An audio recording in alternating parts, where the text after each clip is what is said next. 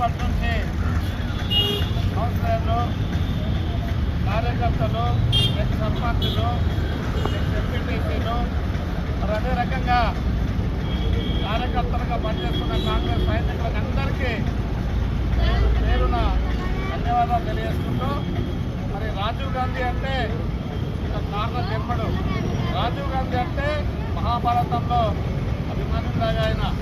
రాజీవ్ గాంధీ నానమ్మ ఇందిరాగాంధీ, రాజీవ్ గాంధీ అమ్మ ఇందిరమ్మ, రాజీవ్ గాంధీ తాత నెహ్రూ గారు తండ్రి మన మోతీలాల్ నెహ్రూ గారు.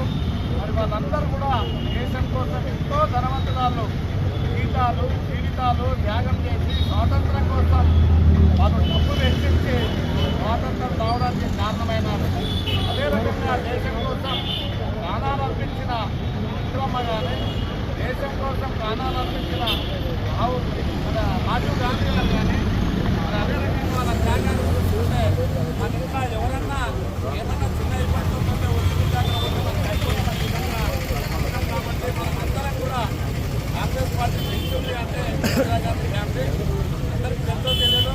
ఇలా కంప్యూటర్ వచ్చింది అంటే రాజీవ్ గాంధీ గారే ఆ రోజు కంప్యూటర్ గారిని మనకు ప్రవేశపెట్టిన మన రాజీవ్ గాంధీ కాంగ్రెస్ పార్టీ. మరి అట్లాంటి పెద్ద వ్యక్తి మన కోసం, దేశం కోసం, పేద ప్రజల కోసం ఆయన ఇచ్చిన త్యాగాలు కోరుతున్నారు. అదే రకంగా బలహీన వర్గాలు ఆ రోజు ఆర్యలు అని చూస్తుంటే అది మార్గలు కాదు అర్జునులు అని చెప్పేసి నామకరణం చేసేది కూడా ఇందిరాగాంధీ అని గుర్తు చేస్తున్నారు సందర్భంగా.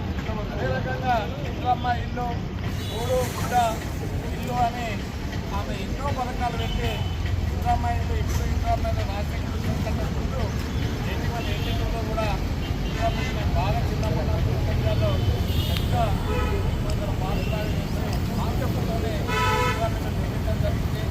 నేను కూడా బలహీన వర్గంగా పనిచేస్తున్నాను కాబట్టి తప్పకుండా ఏదైతే బహుజనులందరూ కూడా ఇందిరాగాంధీకి, కాంగ్రెస్ పార్టీకి ఆయలుగా ఉండి అండగా ఉండి కాంగ్రెస్ పార్టీని ఎప్పుడూ ముందుకు గెలిపించాలని తెలియజేస్తుంది. చక్కని అవకాశం ఇచ్చిన